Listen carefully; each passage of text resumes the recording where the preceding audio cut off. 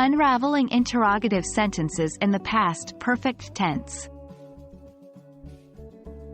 Hello, English language learners. Today, we're going to delve deep into the exciting world of grammar fundamentals. Specifically, we're focusing on the past perfect tense of regular verbs, and even more specifically, we're going to understand how to form interrogative sentences in this tense.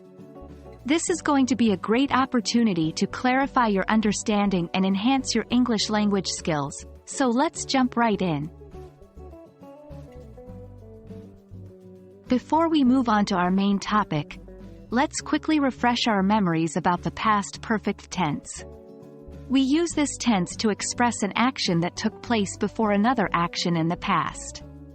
We form it using the auxiliary verb, had, plus the past participle of the main verb. In the case of regular verbs, the past participle is the base verb plus ed. For instance, I had worked at the store before I started the new job.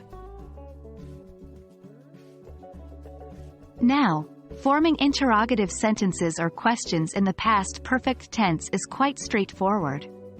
The structure is had plus subject plus past participle of the verb plus. Let's look at some examples. Had you finished the report before the meeting? Had she visited London before she moved there?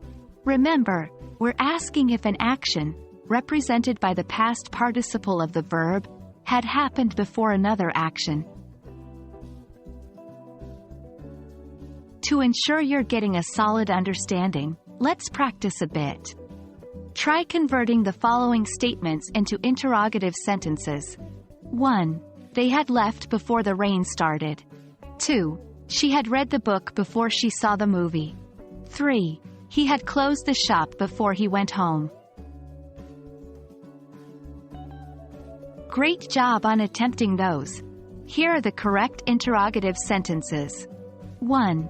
Had they left before the rain started? 2. Had she read the book before she saw the movie? 3. Had he closed the shop before he went home? If your sentences match these, fantastic work. If not, that's okay, just keep practicing and you'll get the hang of it.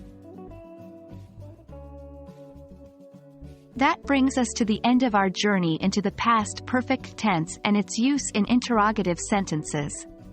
Remember, the key to mastering this is practice. So don't shy away from creating your own sentences using this structure. Keep practicing, keep learning, and you'll see your proficiency in English grammar improving. Thanks for watching, and happy learning!